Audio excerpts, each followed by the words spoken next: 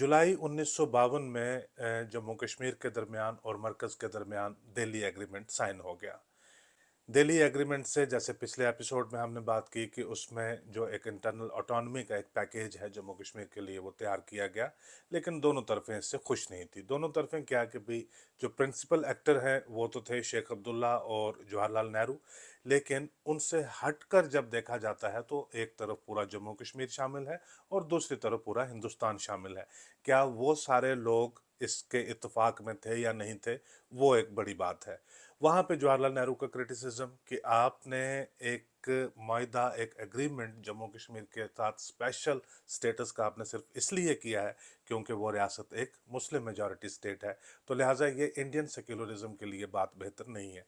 यहाँ पे शेख अब्दुल्ला बैठकर ये सोच रहे थे कि जिन शर्तों के ऊपर इल्हाक हुआ था, जिन शर्तों के ऊपर उन्होंने इल्हाक को सपोर्ट किया था, एक्सेशन को सपोर्ट किया था, और पाकिस्तान के सारे जो क्लेम है उसको डिफ्लेट किया था कि हम हिंदुस्तान के साथ जाना चाहते हैं, उसके अंदर ये गारंटी शामिल थी कि भरपूर इंटरनल ऑटोनॉमी जो है वो जम्मू कश्मीर को मिलेगी।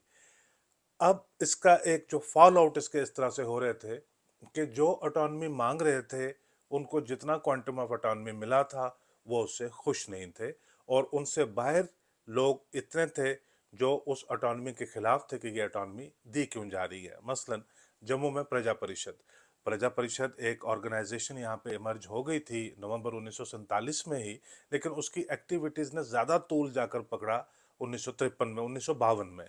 47 के बाद मुसलसल उनकी एक्टिविटीज चलती रही जो नेहरू की गवर्नमेंट को बहुत ज़्यादा डिस्टर्ब करती थी। यानी नेहरू का लगभग हर रोज़ या हफ्ते में कुछ वक्त जो है उनको जम्मू की इस एजिटेशन के ऊपर तवज्जो देनी पड़ती थी, इतनी मुसलसल वो एजिटेशन थी। लेकिन 1952 के बाद जब ये कश्मीर एग्रीमेंट हुआ तो एजिटेशन तूल पकड़ गई।